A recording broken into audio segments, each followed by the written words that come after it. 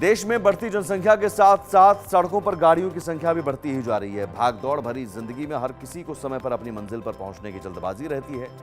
इस वजह से कई बार लोग ट्रैफिक के नियमों की अनदेखी कर देते हैं और कई बार जानबूझकर नियम तोड़ने से भी बाज नहीं आते।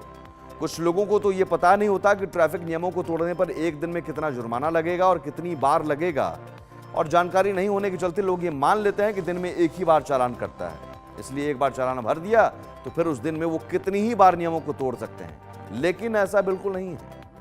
बता दें कि एक दिन में कई बार आपका चालान काटा जा सकता है और ये इस बात पर निर्भर करता है कि आपने ट्रैफिक का कौन सा नियम तोड़ा है।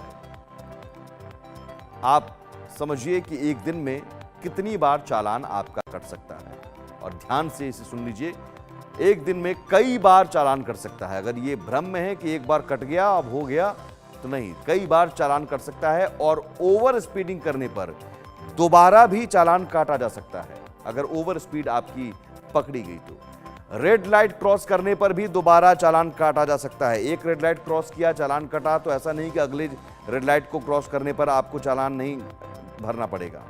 टोल नाकों पर जितनी बार ओवर स्पीडिंग उतनी बार चालान, तो वहां पर भी स्पीड लिमिट आपका ख्याल रखिए। और बिना हेलमेट के बाइक चलाने पर एक ही बार चालान करता है। यहां पर बिना हेलमेट पर अगर आप चलाते हैं बाइक तो एक बार ही चालान कटेगा, क्योंकि अब बहुत संभव नहीं है कि हेलमेट तुरंत मिल जाए लोगों को। तो चालान अगर आप वहां दिखा सकते हैं कि साहब मेरा चालान कट गया है बिना हेलमेट का, तो एक बार ही एक दिन में कटेगा। लेकिन बाकी चीजों के लिए चालान दोबारा कट सकता है, इसलिए इस भ्रम में ना रहें कि एक बार आपने चालान भर दिया तो दोबारा चालान आपको नहीं भरना पड़ेगा। बार बार नियम तोड़ेंगे, बार बार आपको चालान भरना पड़ेगा।